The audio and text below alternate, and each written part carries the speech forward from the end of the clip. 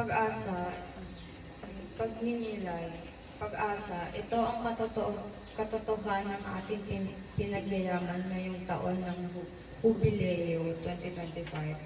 Sa pagtahak natin sa daan ng krus na ito, nakita natin ang iba't ibang mukha ng mga sektor sa lipunan.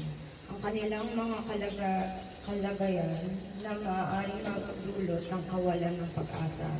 Ngunit ang bawat hakbang natin sa daan ng krus ni Jesus ay nagpaalab sa mga pag-asang nagbibigay buhay sa kabila ng mga sakit. At ngayon dumating na tayo sa ika-14 na estasyon. Ang muling pagkabuhay ng Panginoon, hindi na natili sa libingan ni Jesus. Tunay na ang pag-asa ay hindi nagapis ng kamatayan.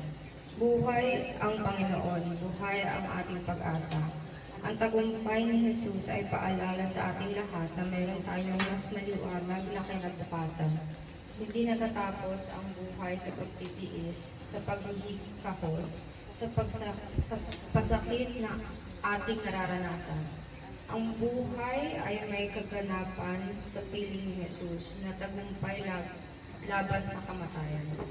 Kaya bilang mga banyagan, tanging kay Jesus tayo aasa.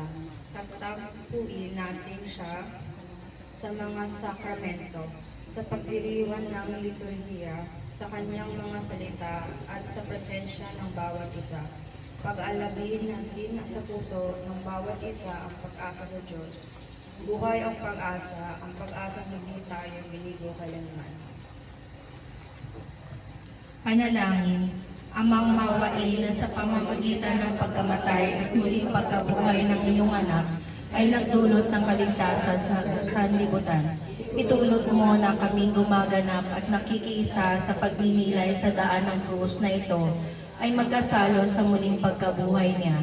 Sa aming paglalakbay sa landas ng buhay, tanglawan nawa kami ng kanyang liwanag na gumapi sa dilim ng kamatayan at masumpungan ang aming tanging pag-asa, si Jesucristo na aming Panginoon, na nabubuhay at naghahari kasama mo at ng Espiritu Santo, Diyos magpasawalang hanggan. Amen.